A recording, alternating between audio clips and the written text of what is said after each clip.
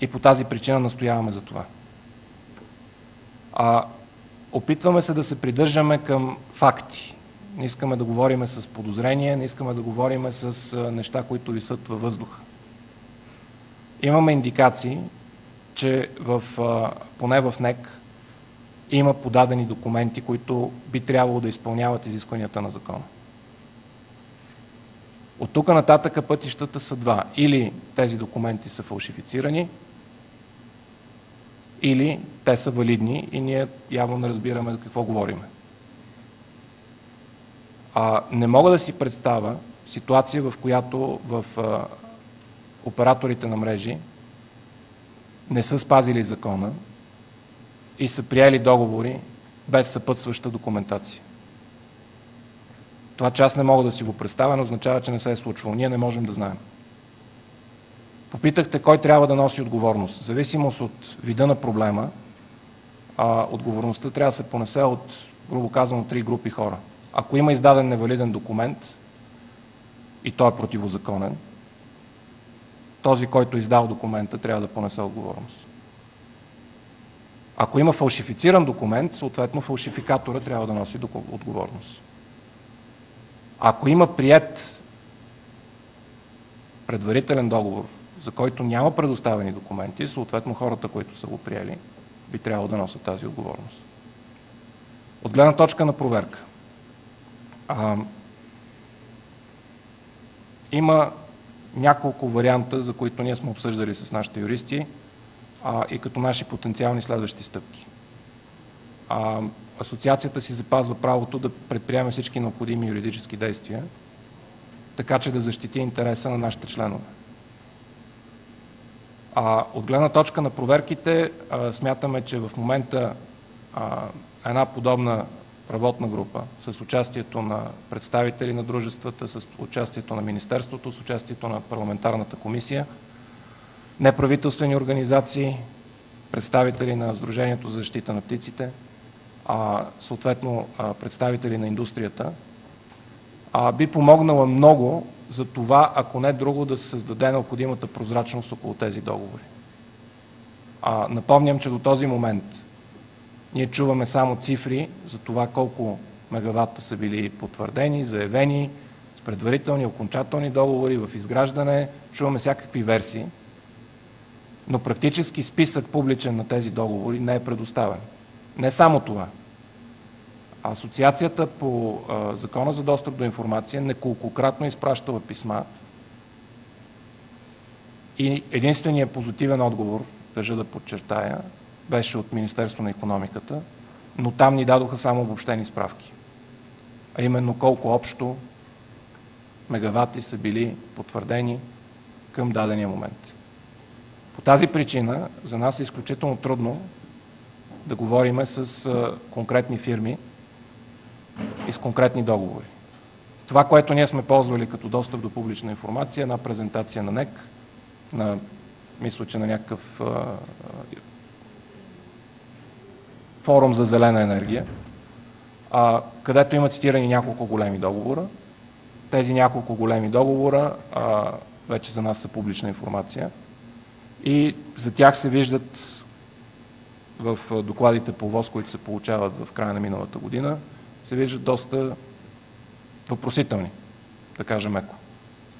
По принцип, компетентните органи са ДНСК и РДНСК, които трябва да извършат проверка на ПУП-овете и на валидността на издадените визи за проектиране. Надявам се, че ние бъркаме. Надявам се, че ние нямаме достатъчно информация и по тази причина стои това притеснение сред нашите членове.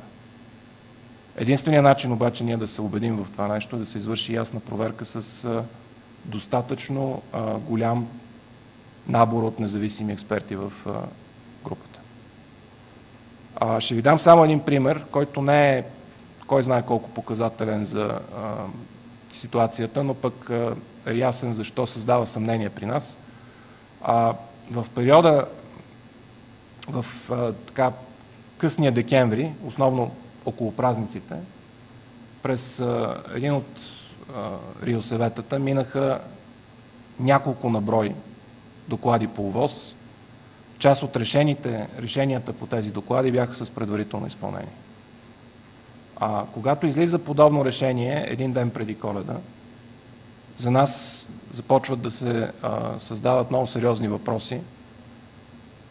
Защо това се случва? Защо тази практика се появява за пръв път при подобен тип доклади?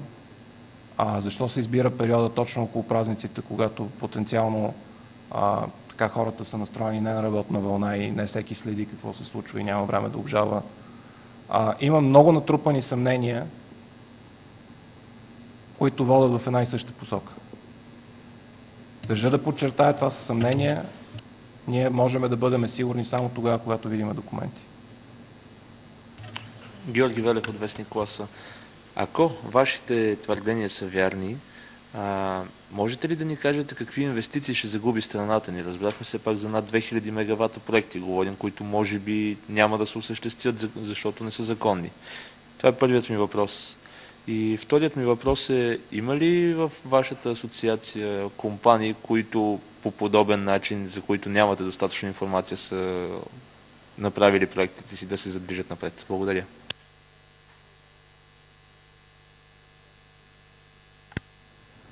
Okay. On the first question, I don't think any investment will be lost.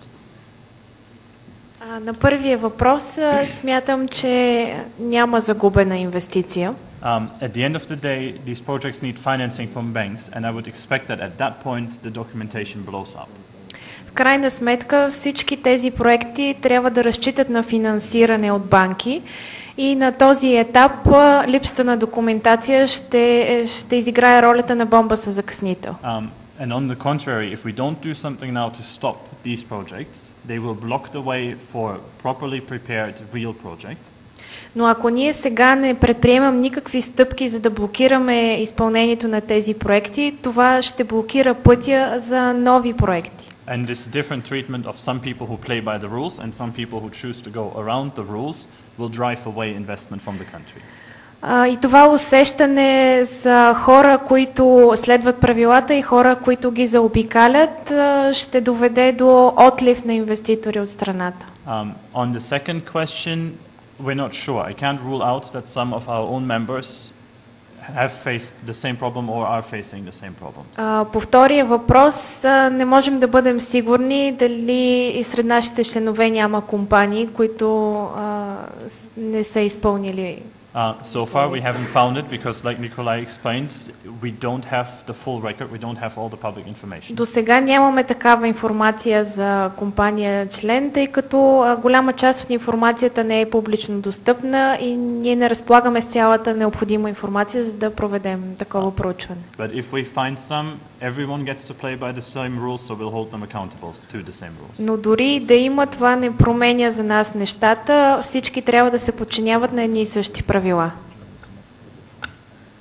Заповядайте сега. Мариана Желева, 24 часа.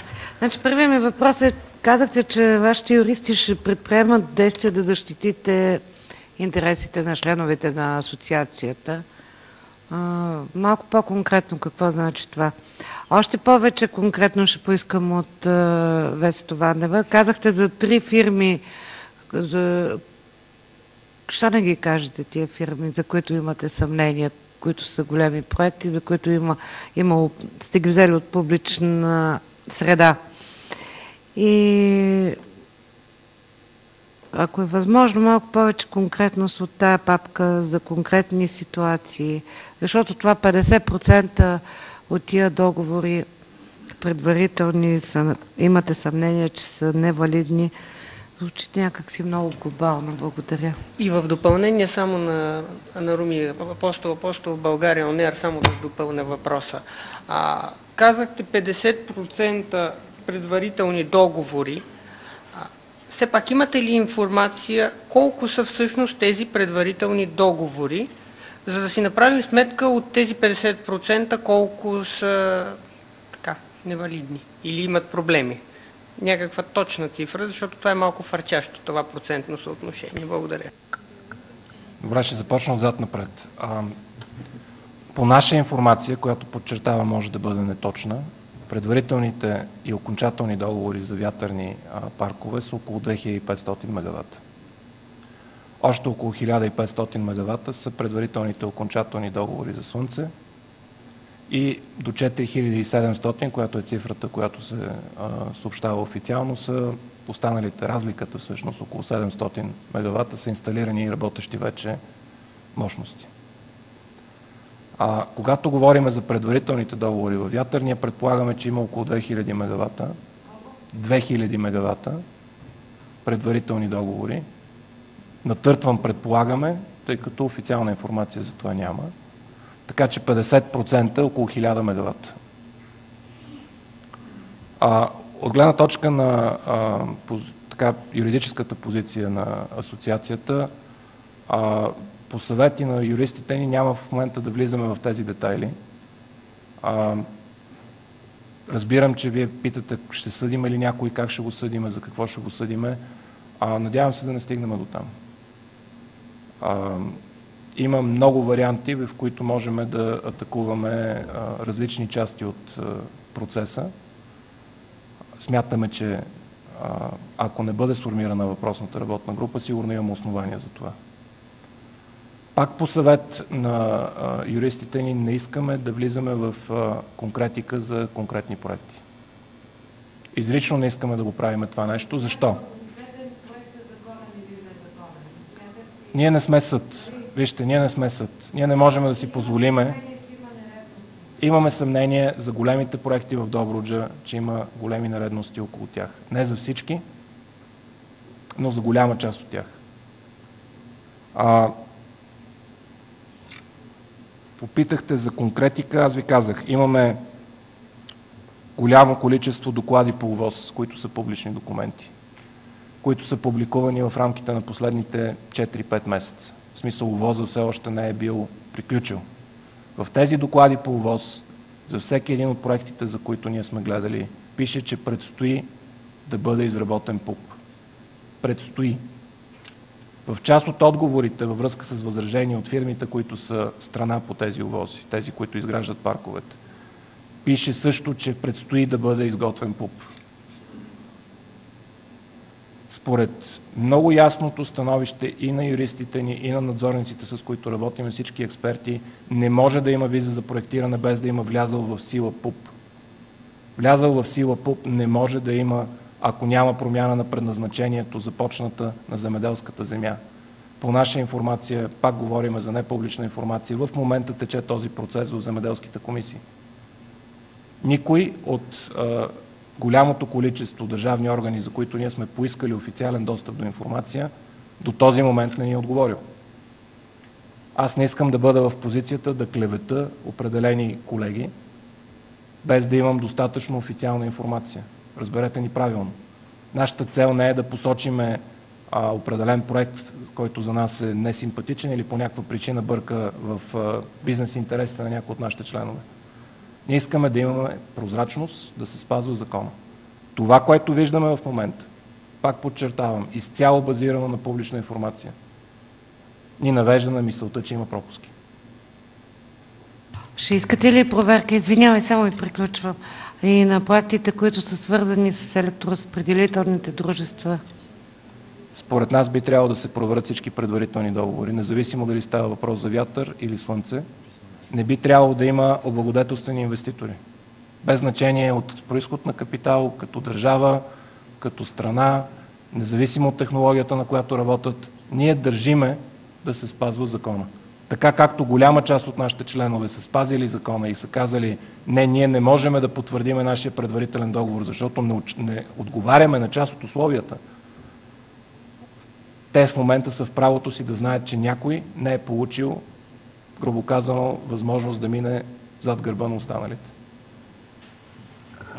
Just to add to this, if you go onto this link here, we have the exact numbers. Да добавя нещо. Ако на този линк, който сме ви дали, We have the exact numbers that you Имаме asked. точните числа, също и на листчетата, които са ви раздадени. Има една карта, на която са показани числата за ветроенергийни проекти само, тъй като те са в нашия ресурс, колко са предварителните и окончателните договори, по информация, която ни е дадена от Министерството на икономиката. And you will also find the presentation of NEC, which was the first time that Също there was така на този линк ще